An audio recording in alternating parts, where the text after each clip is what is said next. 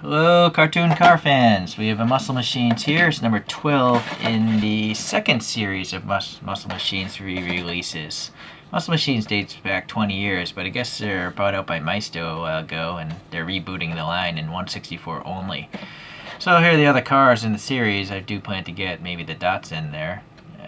The GT40 for sure. I don't know about the other ones though. Okay, let's open this guy up.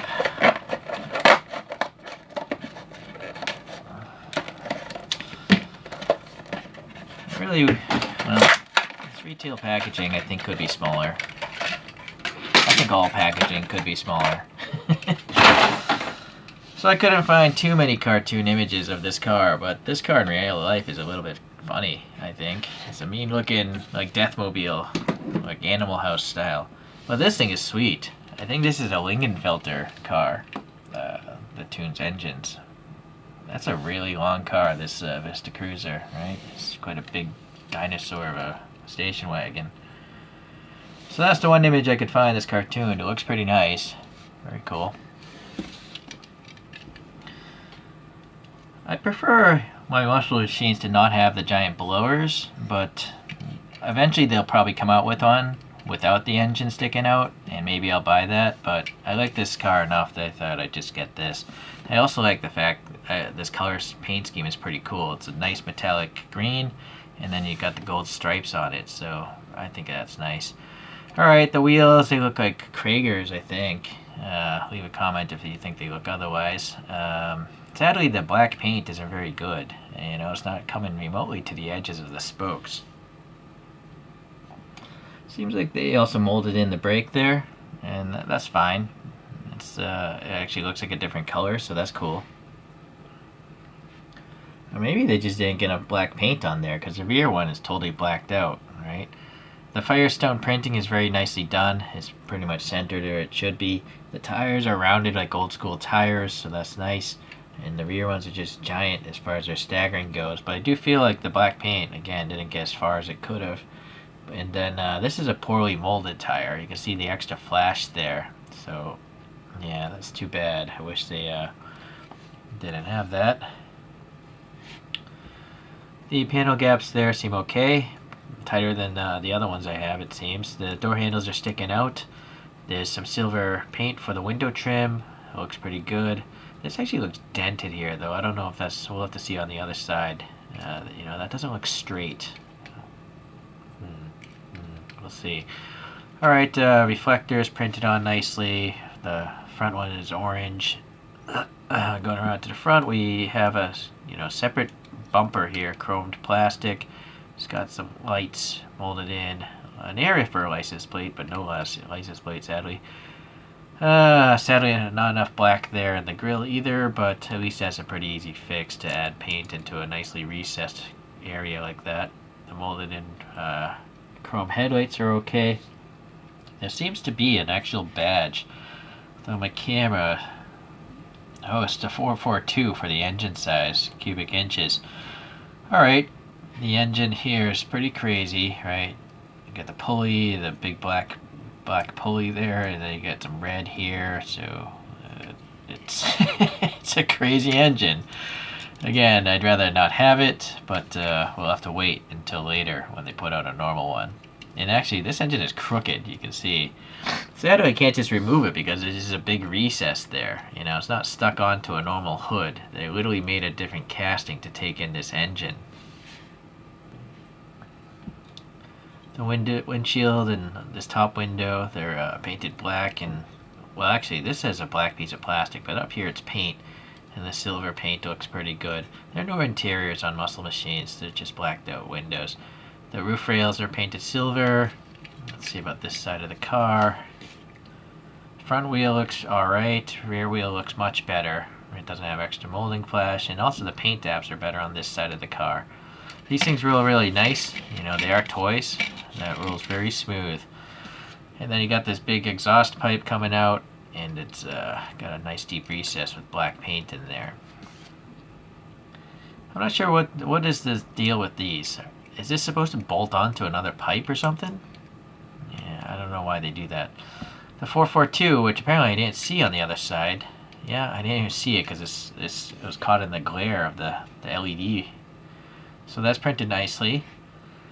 Nice little haunch there, bulge on that rear quarter. Yeah, not too paint. You got a little orange peel, but I've definitely seen worse. These are not expensive toys, by the way, so you can't expect a lot. 442 looks good here. The tail lamps are painted red. Part of this chrome piece here looks good. Again, no license plate, but the chrome is quite shiny. Look at that. It's a great reflector. The rear window's recessed a little bit, and sadly, I think that's where the metal was cut off from the molding process, maybe, because it's a little ragged, and there's not enough silver paint there. They're good at telling you usually what the car is and all that stuff. So yeah, it says here 1970 Vista Cruiser. So I like to know the year, so that's nice. We have the brand, where it's made, a website. Well, the only thing they don't do is like a copyright year. Muscle Machines up here, and I have a suspicion this is the serial number. So like maybe they actually number these things. The treads look pretty good. You'll see the narrowness here to try to clear the diecast, and the front track is quite wide, because it doesn't need to clear the diecast. Screw it together if you have any problems, or if someone to do some sort of customization. Alright, I'm going to actually put some poster putty in these, because the thing's just going to roll off my display stand. So I like to see some putty because it doesn't stain or mark anything. So I actually have the realistic version of the 442 Vista Cruiser, and this is by Greenlight, I believe. Is it? Yeah, it is by Greenlight. Greenlight's good in the fact that they tell you everything you want to know. The year, the car, and a copyright date, 2019. I think that's a serial number on that, but it's a sticker. Alright, so that's the realistic version. And you can see the overall length is somewhat similar. The Greenlight's actually longer, but I mean, then they just made it wider and taller and everything. It's just a much bigger toy. I don't have too much else. I do have this GNX though from the Muscle Machines line. Yeah, it's a cool one. And they look like they could live in the same cartoon universe. The last thing I have is this very old Big Time Muscle from Jada of this Camaro.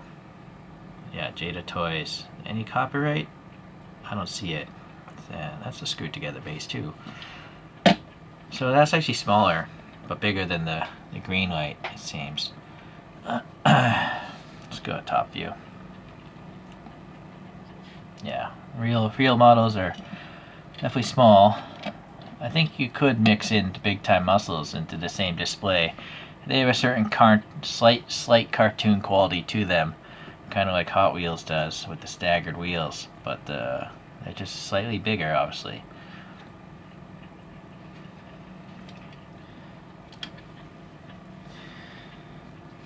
So you'll notice most of my channel pretty much ignores American cars, and that's mainly because Greenlight and Auto World usually have painted on headlights. They don't use plastic inserted lights, which to me is pretty bad looking on something that's supposed to look realistic.